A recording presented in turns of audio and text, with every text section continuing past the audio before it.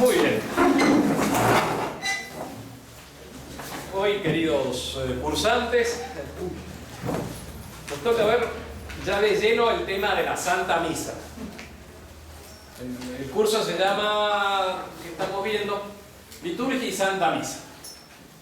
Santa Misa como lo más especial, lo más elevado, por eso le damos un lugar especial. También el Papa Pío XII, en su encíclica Mediator Dei, le da al misterio de la Eucaristía un lugar principal. Y hoy vamos a ver justamente el misterio de la Eucaristía, centro y culmen, cabeza de la religión cristiana. Es el título de la charla de hoy. El misterio de la Eucaristía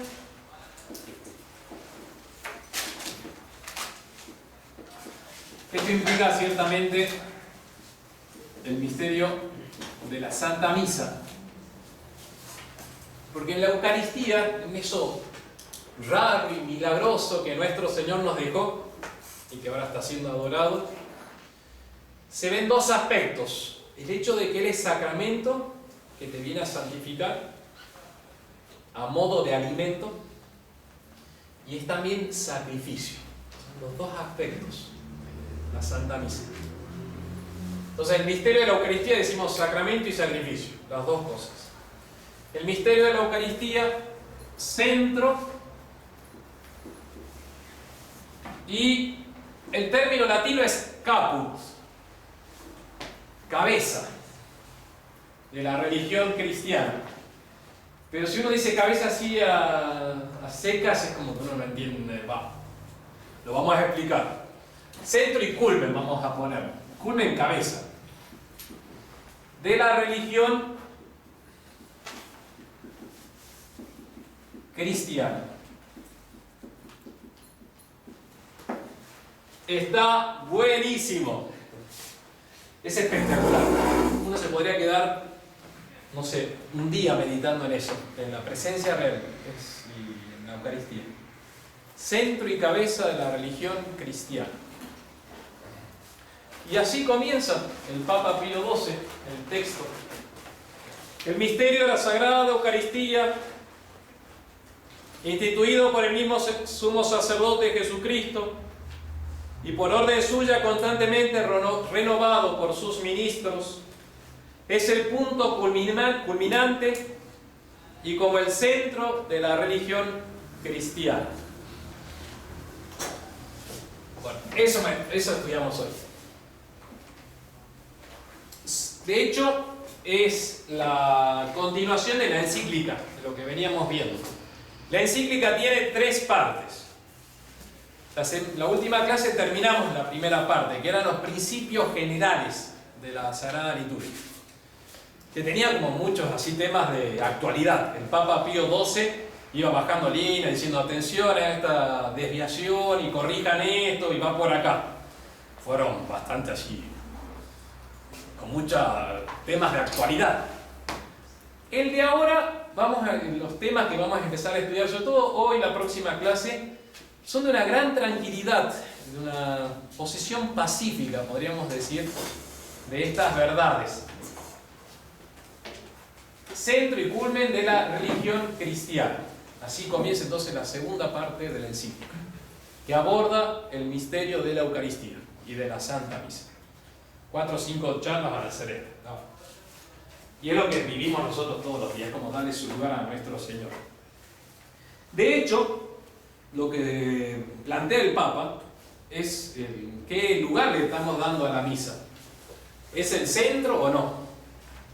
¿El culmen o no de la religión cristiana, de la Iglesia y de nuestras propias vidas? O sea, ¿qué relación tenemos nosotros con el misterio de la Santa Misa? Alicia. Buenas noches. Buenas, bienvenida. ¿Sí vas a sentarse allá? A usted tengo confianza. Acá, Alicia, por favor. Acá tiene el perro. Gracias,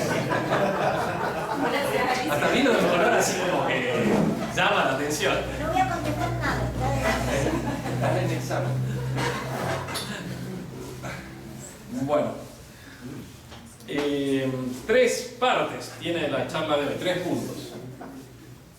Primero, la expresión centro y culmen, culmen cabeza, primera parte. Después, el segundo punto es la religión cristiana. ¿Qué significa la religión cristiana? Cuando dice Pío II, el misterio de la Eucaristía es el centro y el culmen de la religión cristiana. ¿Qué es la religión cristiana? Y el tercer punto que vamos a ver es el sacrificio, la noción de sacrificio. Porque la misa es sacrificio, la Eucaristía es sacrificio, entonces por eso nos vamos a quedar ahí. Uso el texto de Pío XII, son los primeros 2 párrafos, 2 o 3 de esa segunda parte. Y ya nos quedamos ahí, pues tiene para vivir ahí.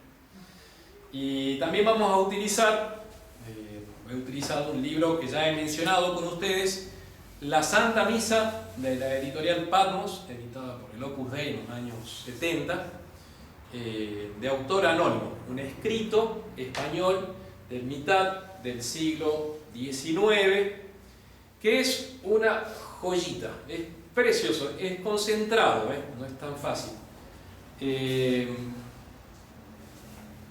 Pero ahí falta lugar. Sí, iba a faltar lugar. Acá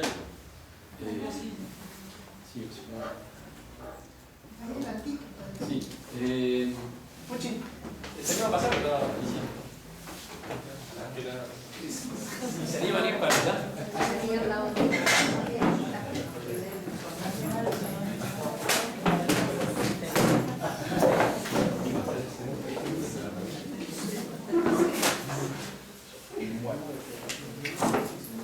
Primer punto entonces que tratamos es caput et centrum en latín.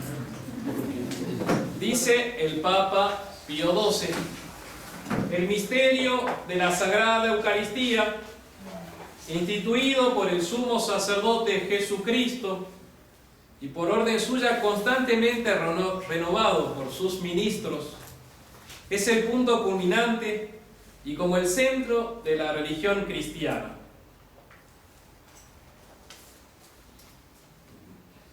Bien, ¿qué significa entonces los 2 términos que usa? Caput et centrum, es la expresión latina. Caput et centrum. Quodam modo centrum, es el texto. Cabeza. ¿Qué es la cabeza en nuestro cuerpo? Es el culmen, bien, la parte más alta, más elevada. ¿Qué más hace la cabeza? Dirige.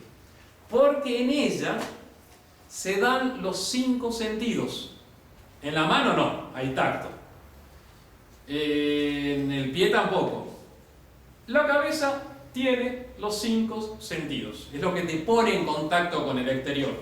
Ya lo decía el sabio Aristóteles, que por el conocimiento de las cosas que están afuera vienen hacia uno. De hecho, en la cabeza tenemos en el cráneo, decir así, porque estamos hablando de los animales, incluso que no tienen razón, tienen ellos los ojos, tenemos nosotros los ojos, que es dentro de todos los sentidos el más apreciado, decía ya Aristóteles. Por eso la sociedad actual tanto favorece la visión, porque es lo que más atrae al hombre. Dentro de los 5 sentidos, si uno tuviese que elegir uno de quedarse sin él, uno no elegiría la visión.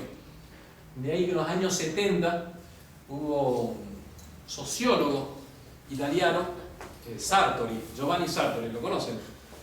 Que escribió un libro que se llama Homo Videns. No sé si lo escucharon mencionar. Decía cómo la sociedad actual es pura visión. Y eso que no había pantallita en aquella época, era inicio de los 90. Entonces por eso la visión es dentro de los 5 sentidos el más apreciado y el que más nos mueve. En la cabeza también está la audición.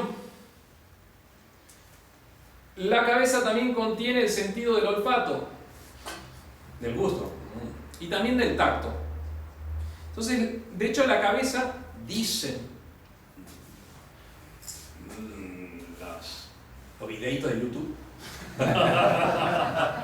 Bueno, esa cosa no tengo obligación de estudiar, ¿no? Y Wikipedia. Wikipedia, exactamente. Dicen que en la cabeza, en el cráneo, se reúne toda la información y que de ahí salen todas las indicaciones para la respiración, la coordinación de los sentidos, porque lo tiene gracias a la cabeza, lo que tiene todo. Es la que coordina movimiento, es la parte, la central de nervios, por decir así, de contacto con el resto. Caput, lo más elevado, de lo cual deriva todo y junta todo. Entonces está bueno los videitos de YouTube. Está bueno porque, bueno, no tanto el video, sino el concepto, las nociones de ciencia, si quieres decirlo, distintas a todo lo que estamos estudiando. Te va diciendo qué significa la palabra caput y por qué lo usó la Iglesia. Que la Eucaristía es la cabeza. De hecho, la cabeza, la Eucaristía, va a ser lo más elevado que tiene nuestra santa religión. Porque en la Eucaristía tenemos a Dios hombre. Eso es lo que nos enseña la fe. O sea, ahí está Dios hombre.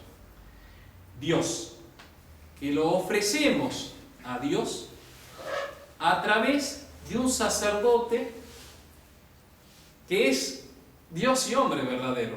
Es mediador entre Dios y los hombres. Entonces, lo más alto que tiene nuestra Santa Iglesia Católica es el misterio de la Eucaristía. Un Dios que se ofrece a Dios por el ministerio del Dios hombre, Jesucristo. La Eucaristía también es como la central de toda la información y que nos pone en contacto con la realidad verdadera, exterior, que son las cosas divinas y celestiales. En primer lugar, la Eucaristía es como el compendio de todas las verdades que debemos creer. Vamos a decir que es compendio de todas las verdades a creer y compendio de toda la moral cristiana. Es la Eucaristía. Compendio de la fe, entonces, en primer lugar. Reúne todo. Porque nuestra santa fe católica nos enseña que Dios se hizo hombre. Que la segunda persona de la Santísima Trinidad, el Verbo o Hijo, tomó la naturaleza humana en el seno de la Virgen Santa y la unió a su persona. La Eucaristía contiene al Dios y hombre verdadero. León XIII, en la encíclica que recién citamos en la misa, Mire Caritatis, va a decir que es la prolongación de la encarnación, la Eucaristía. Y está buenísimo, porque cuando uno está frente a nuestro Señor, yo le transmito los pocos consuelos que uno tiene en la vida, ¿no? Todo es tan triste, más en tiempos de coronavirus. Cuando está frente a nuestro Señor, está frente a Dios y hombre verdadero, y uno está haciendo un acto de fe en Jesucristo. Creo en que te has hecho hombre, y le dice a Dios, a una persona divina, al Hijo de Dios.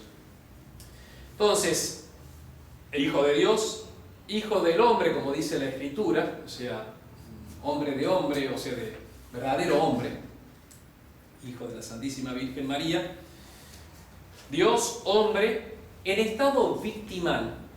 Lo dice también León XIII, la Eucaristía es un acto, nos obliga a hacer nuestro acto de fe en la muerte del Salvador, que es el otro gran consuelo que tenemos en nuestra vida. Jesucristo murió por nosotros.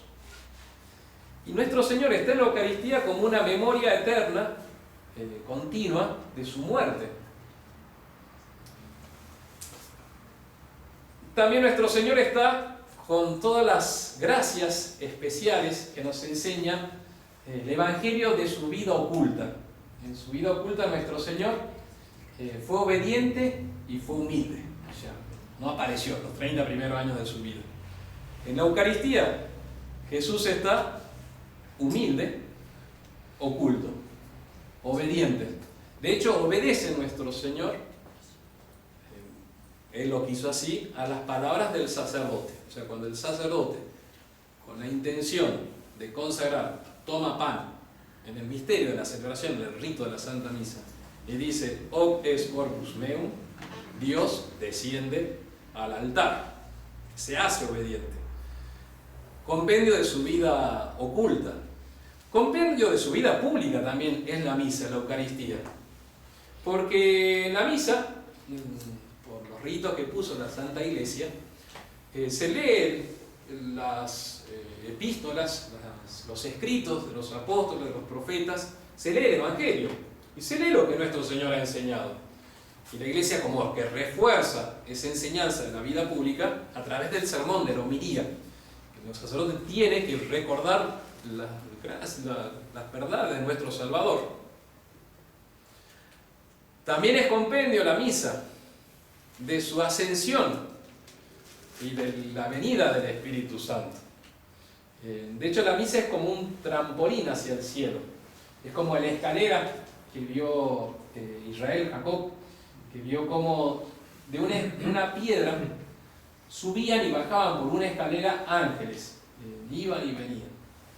Y la tradición, los santos padres lo han interpretado como que esa escalera es Cristo nuestro Señor, que nos sube hacia el cielo y baja sus bendiciones. Y es también la efusión del Espíritu Santo el día de Pentecostés. De hecho, cuando el sacerdote al final bendice, da la bendición y dice, ite missa est, vayan a predicar como con la fuerza que habéis tomado en la Sagrada Comunión, vayan ustedes justamente a ser discípulos de nuestro Salvador, el compendio de todas las verdades. La Santa Misa es también compendio de nuestra moral cristiana, porque nos enseña la majestad y santidad divina. Es el Dios altísimo, 3 veces santo, al que uno adora, y al cual uno ofrece una víctima que no tiene mancha, que no tiene tacha, que es la carne inmaculada de Cristo. Esa carne inmaculada de Cristo nos recuerda a todos nosotros la limpieza de vida que debemos llevar.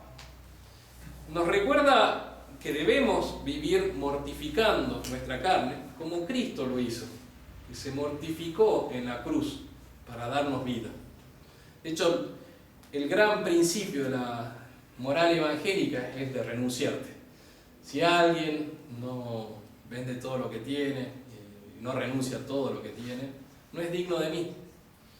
Y es la gran moral de los siglos, el gran precepto que vivió la Iglesia hasta hace recientemente, que ha intentado entrar como una unión con el mundo, pero antes siempre fue la muerte al mundo. O sea, el mundo no es amigo de Cristo, y hay que morir al mundo, con toda su concupiscencia, con todas sus seducciones. El demonio, mundo y carne son los enemigos del hombre. Por eso es toda la cesis católica que brota de la misa. De ahí que, cambiándose la misa y haciéndose un banquete fraternal, también va a cambiar la moral católica, con la manera de encarar todo lo que es la renuncia a las cosas que no son de Dios.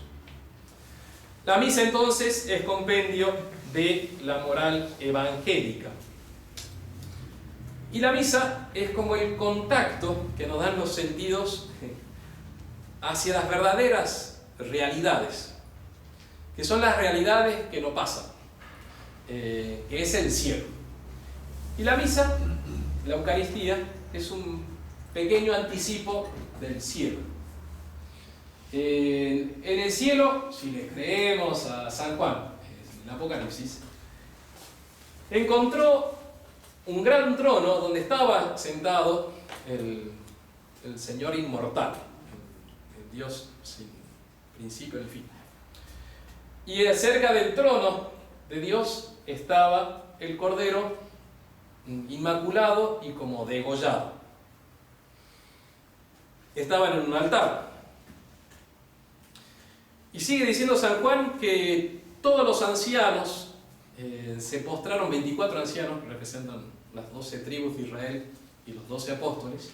Esos 24 ancianos que estaban alrededor del altar se postraban, se ponían de bruces, o sea, se arrodillaban y reconocían la majestad de Dios 3 veces santo.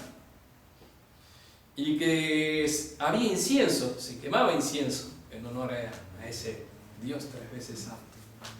Y que se entonaban cánticos de acción de gracias, de glorificación, de honor a Dios.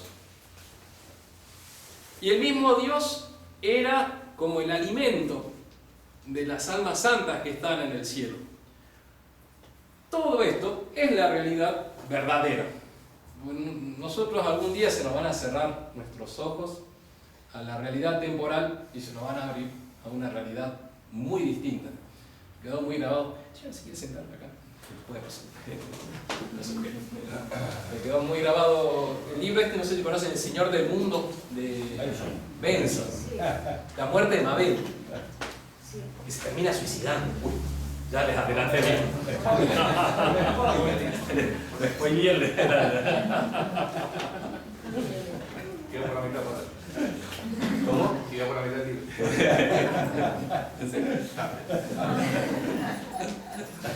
Está muy bueno. Es una novela del final de los tiempos, escrita por un anglicano que se convierte en la época de San Pío X, Benson. Y escribe una novela muy interesante, que es muy parecido a lo que estamos viviendo actualmente, por el orden mundial. Y hay una señora que se llama Mabel, que no tiene la fe. Pero en todo el libro parece que se va a convertir, porque hay en el fondo de esa señora, una mujer, desea reconocer algo más allá, y lo busca, hasta que la cosa no funciona. No sé si se pelea con el marido. Quizás. Seguro, un problema por ahí afectivo. No me acuerdo bien. Y se termina suicidando, va a hacer la eutanasia. Y bueno, cuando va describiendo el autor cómo es su muerte, y me quedó muy grabada esa frase, que sus ojos se cerraron a este mundo, cuando ya se va desprendiendo. Eso es muy increíble, lo vamos a pasar alguna vez. Y de pronto esos ojos se abrieron a una realidad que nunca había conocido, pero que era mucho más firme, más estable, más como consistente de lo que había conocido. Entonces el cielo es algo mucho más profundo. Algún día se nos va a acabar nuestro tiempito acá, a todos, y vamos a entrar a una realidad distinta. El cielo es adelanto de todo esto. La Eucaristía, la misa, es un adelanto de todo lo que va a ser el cielo. Un altar con un cordero que está como degollado, que es nuestro Salvador, que ha muerto por el Padre, el anciano de los siglos, que todo el pueblo fiel, las almas redimidas lo están adorando, y entonan cánticos de acción de gracias. Es muy bonito el Apocalipsis, no sé si lo han leído, siguiéndolo a Castellani. Es un libro de muchísimo consuelo, es aterrador, pero al mismo tiempo es una gran misericordia de Dios hacia sus elegidos. Y en el cielo va a estar, dice, todos cantando cánticos de acción de gracias y de honor. Se va a quemar incienso y se va a adorar a nuestro Salvador. Entonces, todo eso es el misterio de la Eucaristía. Contiene como cabeza todo el resto. ¿Por qué es cabeza? Porque contiene a Cristo, tiene a nuestro Señor Jesucristo. Y como lo tiene verdaderamente, de Él se deriva todo el resto. La Iglesia vive, nosotros vivimos, porque Cristo está en la Eucaristía dándonos su vida. Es como, y parece ser que de la cabeza brotan todos los nervios a través, no sé, de todas esas redes y bueno, así viene todo de Cristo. Es también centro. Centro. En quodam modo centrum, dice el texto latino. Centro de nuestras vidas, centro de la Iglesia, de la sociedad redimida por nuestro Salvador. Centro de lo que está en el medio, ¿no es cierto? Y todo está alrededor de eso, del centro. Estoy explicitando esas nociones tan sencillas, pero que te permite después entender el misterio de la Eucaristía. Entonces, está en el medio y todo está girando alrededor de ella. La Iglesia Católica tiene como lo más grande, lo más sublime la presencia real de nuestro Salvador. Y todo está dando vuelta alrededor de ella. Dice el libro anónimo del siglo XIX, dice, nuestros templos han sido construidos para la hostia, para la presencia real, para la Eucaristía, para el santo sacrificio. Las cruces que coronan nuestros templos están justamente para señalar lo que así sucede. El altar, ¿para qué se construye? Para que encima se ponga la divina hostia. En los templos, en la arquitectura cristiana, católica, el centro es lo más importante, el altar es lo más importante de toda la construcción. Y todo está orientado hacia allá. Es donde se pone lo más digno, donde los artistas trabajan con más ahínco, con más fuerza, donde se da lo mejor, ¿se acuerdan? En el altar, porque ahí está nuestro Señor, ahí se ofrece la víctima. Los mismos, todos los elementos y ornatos de la iglesia, desde el bautisterio, la pila de agua bendita, los confesionarios, todo eso va preparando para que las almas reciban a nuestro Señor. El bautismo para que tenga el derecho a entrar al templo de Dios y comulgar. La pila de agua bendita para que uno se lave de sus pecados veniales, no mortales, al ingresar al templo de Dios, cuando se pone ante la presencia de nuestro Señor, y que sea muy devoto del agua bendita. Se me enseñó un superior que pasó por Ciudad de México, habíamos construido una pequeña oratoria en la sede de distrito y no había agua bendita. Entonces llegó el padre en el líder superior y me dijo, ¿no hay agua bendita acá para entrar a la iglesia? No, padre, es que todavía no teníamos tiempo, ¿no? Pero ahora estamos haciendo el altar justamente de piedra, muy bonito. Y me dijo, es que no, yo necesito agua bendita, soy muy pecador. Y a partir de tomé mucha devoción. Santa Teresa de Jesús también tiene algunas líneas hablando de la devoción que tenía al agua bendita. Claro que ahora no hay. Pero hay alcohol en gel.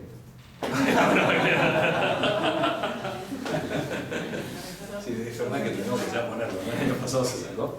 Para adelante sí hay agua bendita. Sí, cuando entramos. Los niños también. A la escuela entran por esa puerta para tomar el agua bendita. Los tribunales de misericordia, como son los confesionarios, es justamente para ir preparando las almas para recibir a nuestro Señor.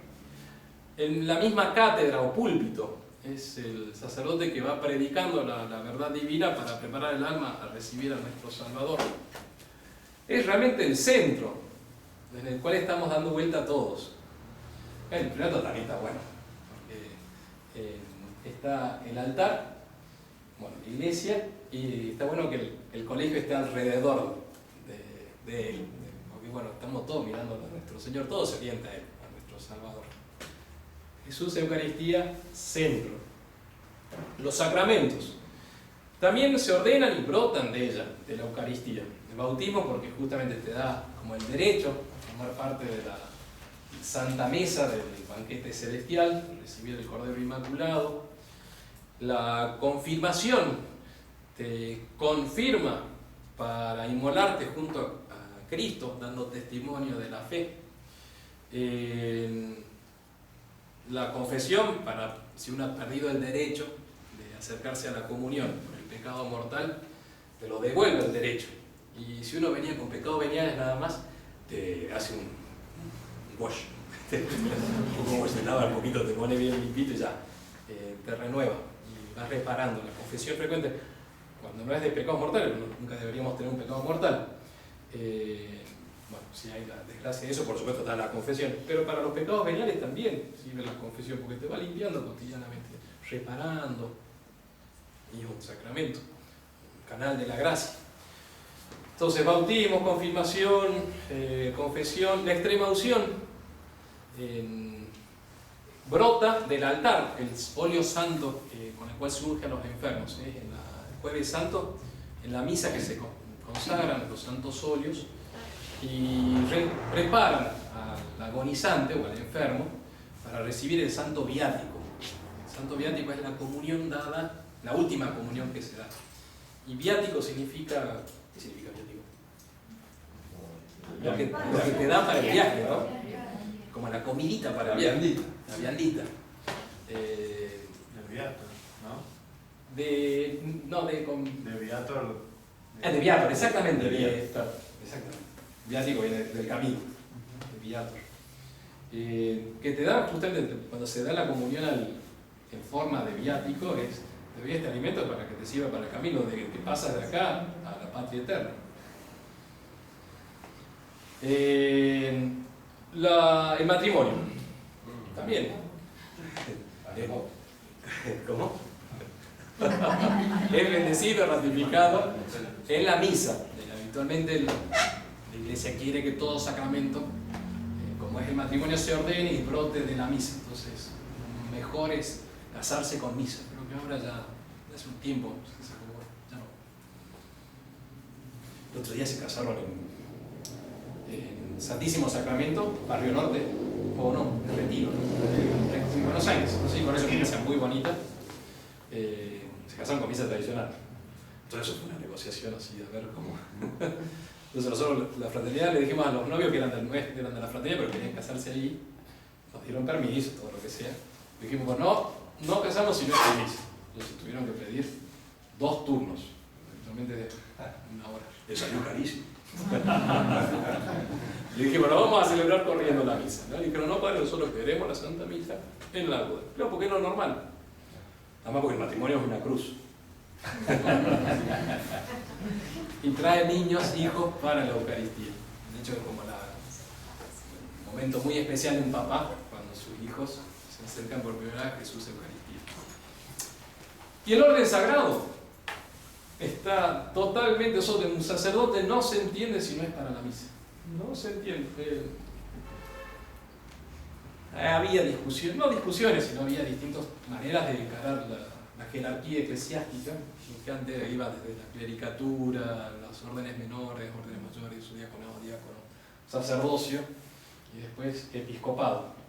Había distintas maneras de ir determinando la división, pero la que la Iglesia tomó después, especialmente León XIII lo menciona en la encíclica que recién señalaba, dice, no, el sacerdocio está todo orientado hacia la Eucaristía, y es la razón de ser.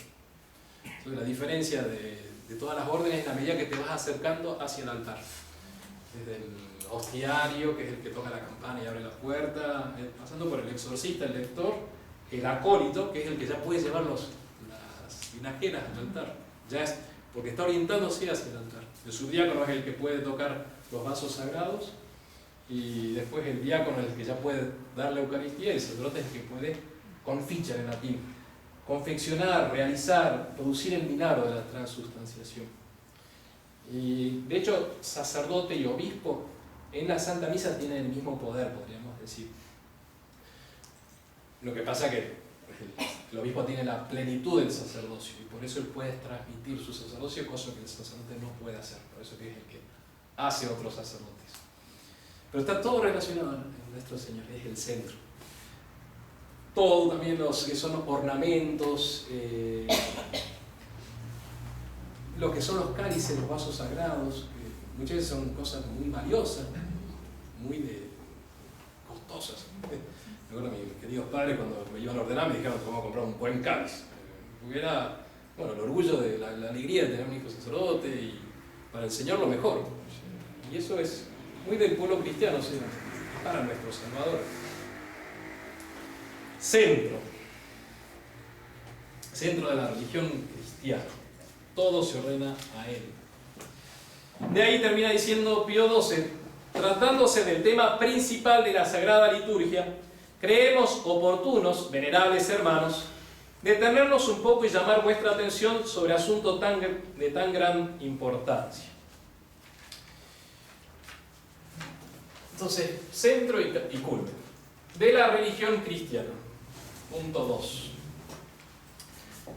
Religión es volver a unirse a Dios. ¿Se acuerdan las tres? Recordemos las tres etimologías de la palabra religión. Ligar. Muy bien. No sé. ¿Cómo ¿Cómo dijo? El primer milagro del curso. Latín religare, volver a unir.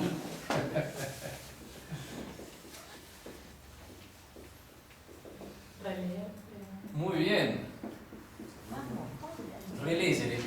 Volver a leer, volver a meditar, volver a reflexionar, porque cuando uno lee es como que fija más la atención. Relegere, volver a leer, o sea, a pensar, reflexionar. Y reeligere, volver a elegir.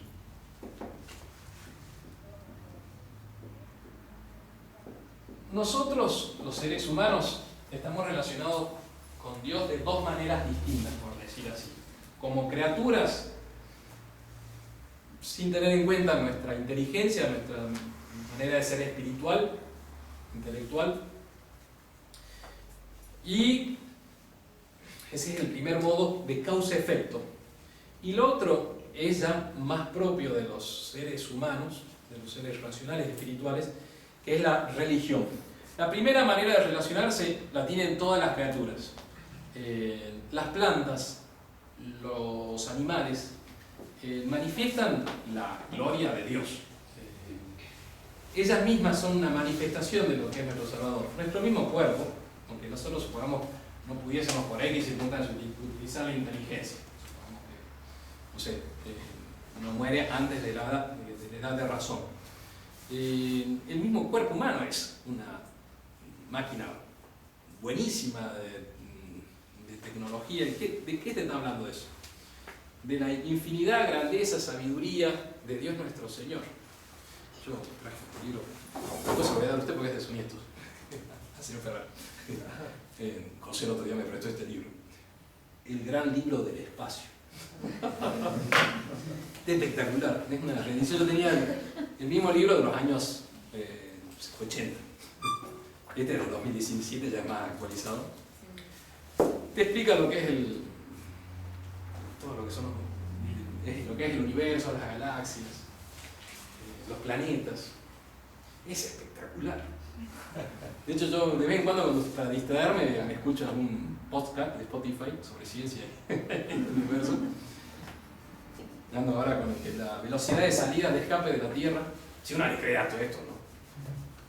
Eso es lo más difícil. El Pluma, el padre Calderón, que es una referencia para mí, biólogo, atomista y ingeniero nuclear, dice que sí que es cierto. Confío en él. Y Santo Tomás de Aquino también, en la primera cuestión de la suma teológica, dice que la Tierra es redonda. Eso para los que son terraplanistas. Si eres también terraplanista, no me opongo, pero sepa que hay. Bueno, ando con el tema que la velocidad de escape de la Tierra es de 11.2 kilómetros por segundo. Sí, señor. La mecánica racional de cuánto se estudiaba. 40.000 kilómetros. 40.000 kilómetros. Muy bien. Hay varios, ¿eh?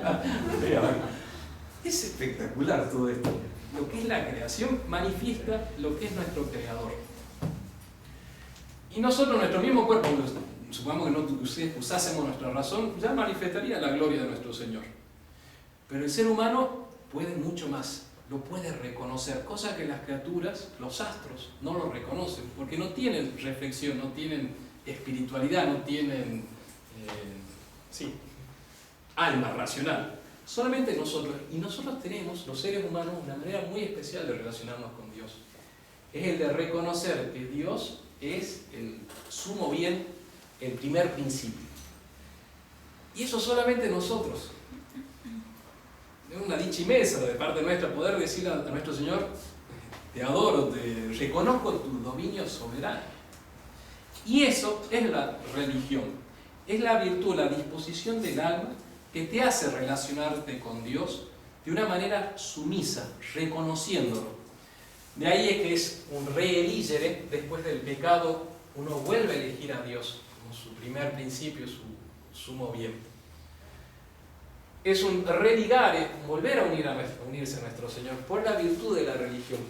Una disposición del alma que nos hace relacionarnos con Dios, derivado de la virtud de la justicia, la virtud complementaria de la virtud de justicia potencial.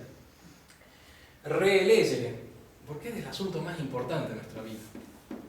relacionarnos con el Creador. Bien, esa es la religión. Pero nosotros hablamos de religión cristiana.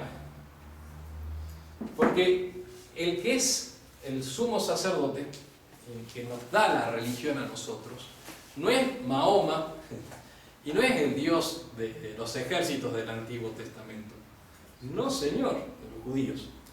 Nuestra santa religión profesa que el Hijo de Dios se hizo hombre y fundó una religión, la religión cristiana, católica, Iglesia Católica.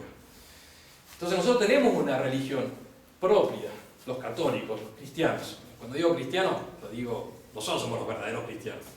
Todos los evangélicos y protestantes, ellos se robaron el nombre de cristianos. Inclusive el Vaticano II no dice eso. Yo estoy yendo en contra del Concilio Vaticano II en este punto. Sí, no, Lumen me Gentium. lo estaba presintiendo. Sí. Porque hay una expresión directa que dice, tiene el derecho a llamarse cristiano. No me acuerdo si es Unitatis Redintegratio o Lumen Gentium, uno de los dos documentos que se dice eso explícitamente. No, nos robaron. Nosotros somos los verdaderos cristianos. Habría que ser con orgullo. Usurpadores.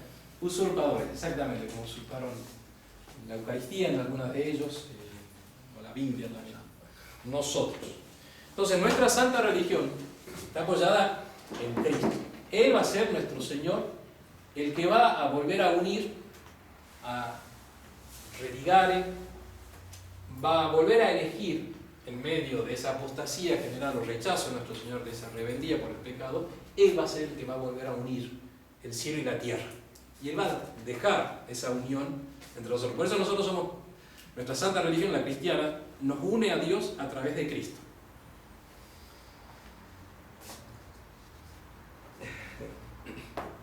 Bien. Dice Pío XII, seguimos los párrafos siguientes. Cristo nuestro Señor, sacerdote eterno según el orden de Melquisedec, como hubiese amado a los suyos que vivían en el mundo, en la última cena, la noche en que era entregado, para dejar a la iglesia, su amada esposa, un sacrificio visible. Ese es muy importantísimo. Sacrificio visible. La Eucaristía va a ser un sacrificio visible. ¿Dónde está lo visible, Puchi? En la Eucaristía. Si lo vas a sacar. Entonces, confirmo. En la Eucaristía, ¿qué hay de visible? Muy bien. Exactamente. Es visible, y es tangible. Es sacramento. Entonces la misa es sacrificio visible. También no me acuerdo qué santo rey que pasaba mucho tiempo de su día, o bueno, un tiempo de su jornada, haciendo las hostias para la Santa Misa. Y que también hacía el vino para el cáliz que se iba a consagrar. Es muy tangible, también las encargadas de las flores. Les decía ayer que estaban preparando para la fiesta del Corpus Christi, una dicha inmensa poder preparar flores para la presencia real de nuestro Señor. Es visible, es tangible, o sea, la presencia real es de algo que está ahí. ¿Dónde está Dios? Está en todas partes, sí, pero su presencia real en el sacramento está allá, ahí, en la iglesia, en el sagrario, o la transubstanciación. Entonces, ¿qué deja Cristo en la última noche? Deja un sacrificio visible. El sacrificio va a ser el acto más importante de la virtud de religión. El más alto de todos los actos que uno puede hacer es el sacrificio. Un sacrificio visible como la naturaleza de los hombres pide, que fuese representación del sacrificio cruento que había de consumarse una sola vez en la cruz y se aplicase su eficacia saludable para la remisión de los pecados que cada día cometemos. Y por eso ofreció a Dios Padre su cuerpo y sangre bajo las apariencias de pan y vino. Entonces, deja su cuerpo y su sangre en la Eucaristía para que sea el sacrificio. El centro, acto principal de la virtud de religión. Eso es el sacrificio.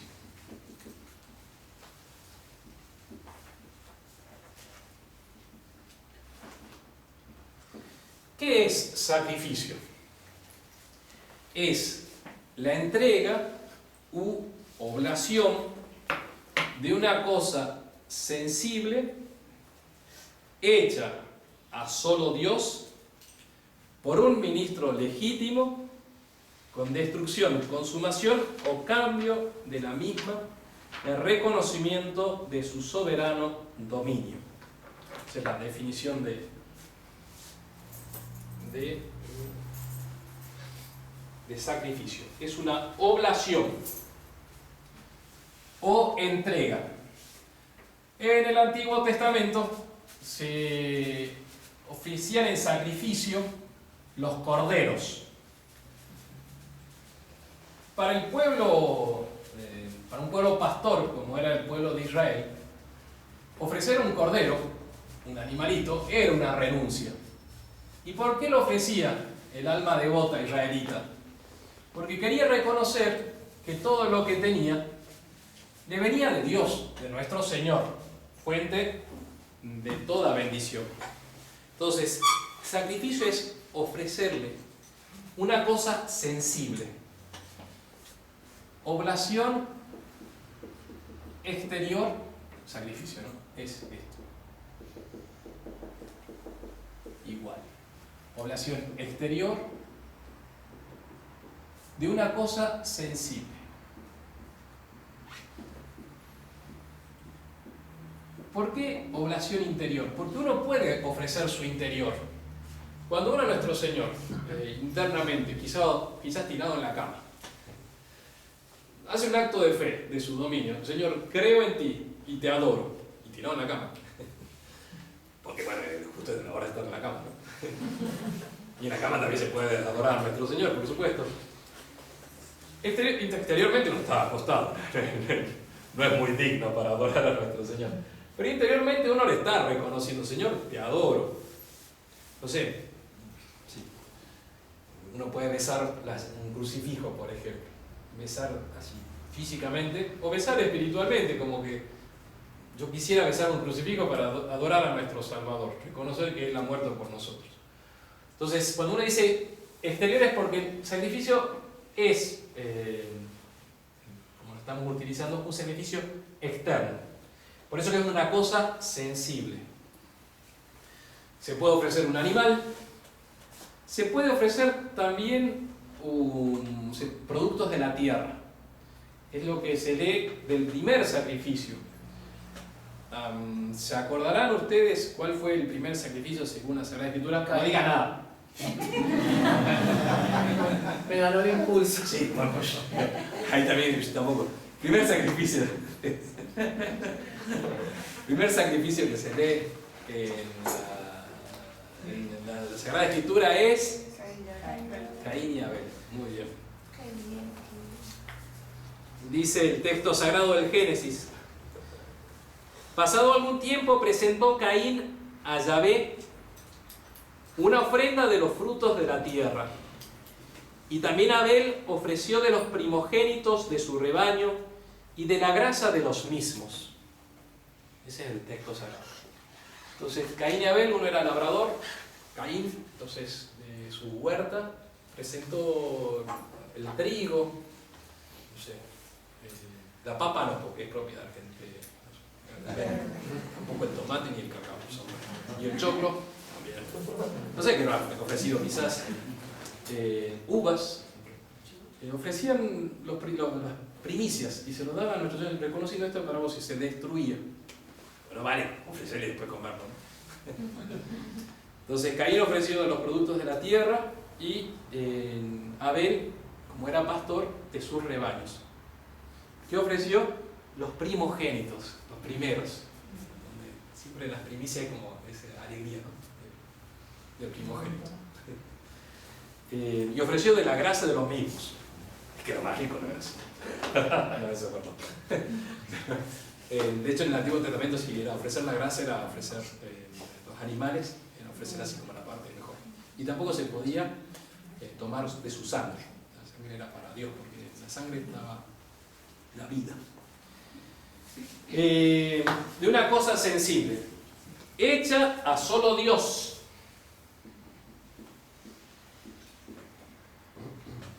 Porque el sacrificio reconoce que todo lo que tenemos viene del principio de todo bien, que es solo Dios. Ni la Santísima Virgen María, ni los santos más grandes, ni los ángeles son fuente de bendición. La fuente es Dios. Los otros son intermediarios. Por eso los sacrificios solamente se ofrecen a Dios. Hecha a solo Dios por un ministro legítimo. Tiene que ser un intermediario, como un embajador reconocido por el pueblo en las cosas en orden a Dios, para con Dios, y reconocido por Dios para las cosas del pueblo, de los hombres. Por eso la noción de sacrificio tiene la noción de intermediario, que está haciendo las veces del pueblo para Dios y de Dios para el pueblo. Con destrucción, consumación o cambio de esta cosa. Normalmente la destrucción. Por ejemplo, en el Antiguo Testamento se ofrecían becerros, terneritos.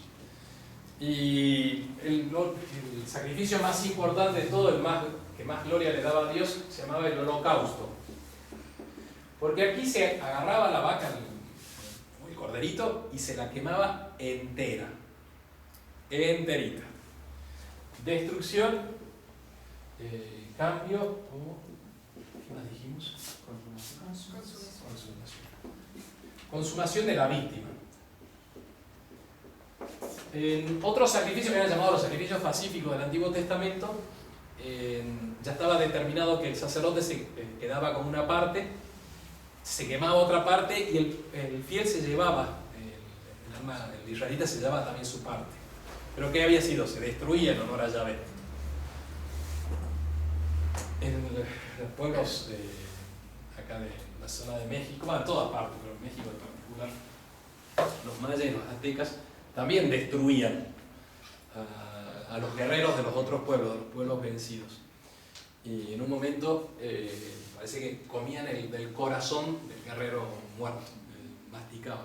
Una manera de unirse en la consumación, de unirse con lo que se está ofreciendo a la divinidad. O sea, este murió, yo debería morir, pero bueno, me uno a la víctima, a la cosa sensible.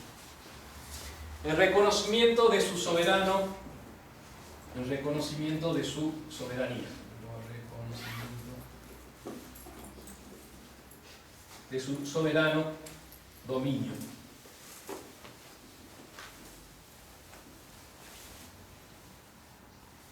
Esa sería la definición de sacrificio. Los fines del sacrificio son 4. ¿Quién me los dice? Lo vamos a volver a ver, así como después van a ser como Expiación. muy bien. Eso. Entonces, el primero es ese reconocimiento. Dios, le doy todo. Es la adoración o la latría.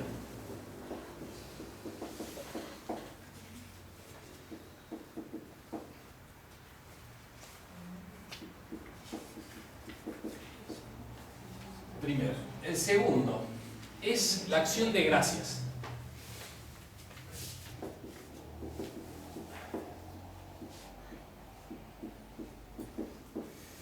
No sé si creo que se los contaba acá en una salida, pero que unos collitas allá en mis tierras vienen a Puna cuando tienen un poco de alcohol, de vino, antes de tomársela echan el chorrito a tierra. Y me enteré que acá también unos bolivianos que trabajan me parece que tienen en el mercado, buenos negocios, también me contaban que tiraban un chorrito, ¿no? Es, bueno, esto recibo de Dios, le ofrezco esto a nuestro Señor en agradecimiento. Y el tercero es impetración, es pedirle a nuestro Señor. Por ejemplo, de hecho cuando piden una misa, me da vergüenza, padre, ¿cuánto cuesta la misa? No se dice así, por favor. Se llama estipendio de la misa, lo que se acostumbra a dar para el sostenimiento del culto. Estipendio, la palabra viene de lo que se daba a los legionarios romanos, que era el jornal. Y no es necesario eso, la misa se celebra más de una vez. Los priores tenemos que celebrar todos los domingos por el pueblo y es nuestra función. Pero a veces yo les digo, así, bueno, uno ya tiene como el speech, ¿no? Miren, no cuesta nada, es valor infinito, adquiere valor infinito. Pero se acostumbra a darle estipendio, que es tanto. Y yo sé que le viene bien a la persona dar, porque es un sacrificio justamente, porque cuesta dar la platita, conseguirla. Entonces, pedir una misa es decir, yo renuncio a esto en honor a Dios, o para adorarlo, o para darle gracias más de una vez. Padre, tengo trabajo, ¿no? ¿Sí? No sé cómo consiguió trabajo. Entonces, el primer sueldo sacan para una novenita a San José, por ejemplo. O la impetración, tengo una gracia a pedir, que bueno, que Dios... Estas tres fines del sacrificio eran en el estado de la justicia original. O sea, cuando Adán y Eva aún no habían pecado, ellos debían ofrecer sacrificios también a Dios. ¿Y cuál era el altar y cuál era la víctima que se ofrecía en aquel tiempo? En el estado antes del pecado original, en el estado de la justicia original. Era el mismo corazón humano, porque era limpio y se podía ofrecer a Dios. ¿Y cuál era el altar donde se ofrecía? El mismo corazón, el interior del hombre. ¿Y cuál era el templo? El mismo corazón humano. Pero con el pecado original, cuando ya entra el pecado, el corazón del hombre se hace indigno para ser ofrecido a Dios. De hecho, hasta la sangre de los animales irracionales no tienen la mancha que tiene una persona que ha cometido pecado, porque es una cosa tremenda, una aberración delante de Dios cuando una criatura se rebela contra Dios, contra su ley. Entonces, por eso, después del pecado original, comienzan los sacrificios de cosas externas. Ya no va a ser el mismo corazón humano que se ofrece porque está sucio, no va a ser su altar, su propio corazón. Un altar de piedra es más digno que el corazón manchado por el pecado. Entonces se va a empezar a utilizar todas las criaturas sensibles como una muestra del ofrecimiento a nuestro Señor. Pero no tenían ningún valor esos sacrificios si no era por la esperanza de un Redentor. Esto está muy puesto desde la creación, después del pecado original. Nuestro Señor deja ese concepto de que si tiene algo de valor matar una vaquita o un cordero o ofrecer un poco de trigo, es porque hay la esperanza de una redención mayor de ese ofrecimiento. Los pueblos paganos perdieron esa noción, de la noción del Redentor. Guardaron entre ellos el concepto del dominio de Dios, al cual hay que ofrecerse, darse, que hay que reconocerle todo. Lo guardaron, de ahí los aztecas, que para calmar al dios enfurecido de la guerra o del sol, lo que hacían era matar y matar soldados. Pero se inauguraron los templos de la Ciudad de México, se calculan 80.000 soldados sacrificados. Y se van encontrando, si sabían, las investigaciones arqueológicas, van encontrando todas como armazones llenos de cráneos atravesados que se ponían alrededor de las pirámides sacrificiales.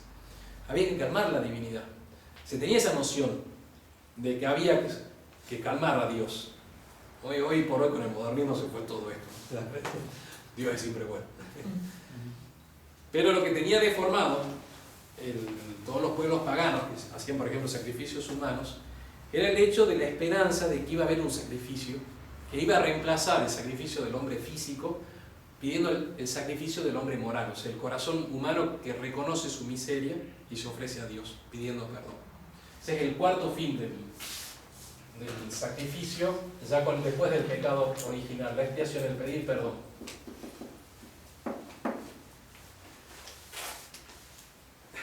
Terminamos con el sacrificio de Isaac. Es un hermoso ejemplo y es fortísimo. ¿Conocen el sacrificio de Isaac? Abraham fue el patriarca y recibe la promesa de Dios de hacer un pueblo muy numeroso de su descendencia. Es el primer creyente que le cree, él vivía lo que es actualmente Irán, Irak, por ahí. Nuestro Señor lo llama para ir a Tierra Santa. Y ahí le da la promesa. Pero él era viejo, su esposa era estéril y no tenía hijos. Pero él guarda la esperanza de que Dios le iba a dar un hijo. Y a través de una visita de unos ángeles, en la cual su esposa Sara se ríe diciendo: es imposible que yo tenga un hijo, ya estoy vieja, y mi esposo es más viejo, y yo soy estéril. Pero Dios le da la gracia de tener a su hijo Isaac. Cuenta el texto sagrado que un día nuestro Señor le dice: toma a tu hijo Isaac, al cual amas, llévalo al cerro de Moriah y allí ofrécelo en holocausto. Lo vas a matar. El reconocimiento de que yo soy tu Dios. Este texto es muy fuerte. Ese que amas es tremendo. Ofrece lo que amas. Ah, ¿lo querés? Bien, lo vas a ofrecer. Vas a reconocer. Después de esto, probó Dios a Abraham y le dijo: Abraham, ¿qué responde esta alma buena? Heme aquí, como diciendo: ok, presto soy. Díjole entonces: toma a tu hijo único, a quien amas, a Isaac, y ve a la tierra de Moriah, y ofrécele allí en holocausto sobre uno de los montes que yo te mostraré. Ofrécelo en holocausto, o sea, no va a quedar nada. Y Abraham cortó la leña con la cual iba a ofrecerlo en holocausto. Los holocaustos entonces era matar a la víctima o cosa sensible, la hostia. Matar a la hostia y quemarla. Eso era el holocausto, que no quede nada. Entonces, ¿qué hizo Abraham? Cortó la leña, llamó a 3 criados, tomó un asnito y le dijo a Abraham: vamos, y se lo llevó. 3 días. Imagínense el corazón de padre, ¿no? Sabiendo hacia dónde se encaminaba, a sacrificar a su hijo. Y cuando llegó a cerca de Moriah, que es actualmente, según los estudios, la arqueología y las referencias de la antigüedad, es Jerusalén, donde va a morir Jesucristo, le dijo a los criados: quédense aquí y yo voy a ir con mi hijo a ofrecer un holocausto hacia ese cerro. Y cuenta el texto sagrado que Abraham le da la leña, se la pone, la hace cargar a Isaac.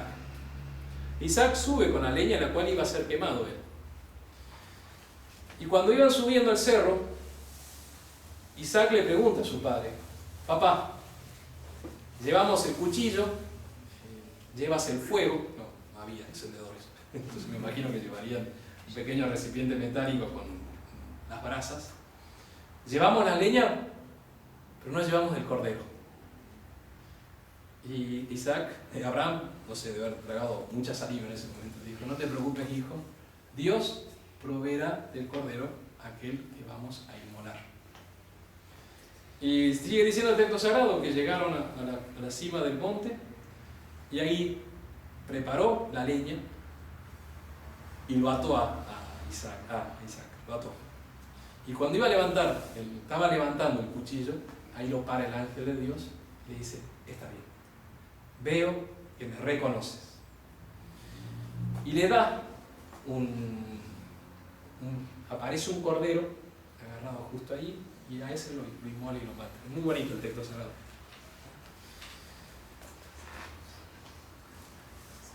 Abraham, y alargando su mano, tomó a Abraham el cuchillo para degollar a su hijo. Cuando he aquí que el ángel de Yahvé le llamó desde el cielo diciendo: Abraham, Abraham. Él respondió de nuevo: heme aquí. Dijo entonces: no extiendas tu mano contra el niño, ni le hagas nada, pues ahora conozco que eres temeroso de Dios, ya que no has rehusado darme a tu hijo, tu único. Y alzó Abraham los ojos y miró y vio detrás suyo un carnero, enredado con los cuernos en un zarzal. Fue Abraham y tomó el carnero y ofreciólo en holocausto en lugar de su hijo. Ese texto es precioso.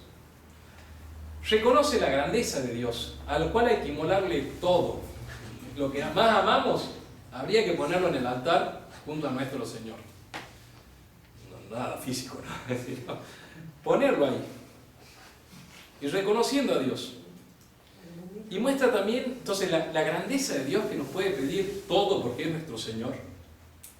Y también la misericordia inmensa de Dios. Porque Él vio el Cordero, que fue su propio Hijo. Entonces, ese Cordero que aparece, que le salva la vida al que iba a ser inmolado, que era representación nuestra, nuestros pecados, nosotros. El que le salva la vida es el Cordero. Y a Él sí, por ese sacrificio, los es perdonado Isaac. El misterio de la Eucaristía, centro y cabeza de la religión cristiana. Vamos a seguir viendo en la próxima charla los sacrificios del Antiguo Testamento y después la presencia real y sacrificio del Nuevo Testamento. Realmente, estudiando todos estos textos, es entender a nuestro querido y venerado fundador, Monseñor Lefebvre, que nos dejó como referencia para la congregación el amor a la Santa Misa. De hecho, la fraternidad no servimos para nada, por eso hay que sacarlo, ¿no? Entonces no somos ni especialistas en colegios, eso quiere decir, no somos especialistas ni colegios, ni hacemos obras de caridad como hacían antiguamente los misioneros, no somos misioneros que vamos, en ese sentido quise decir, ¿no?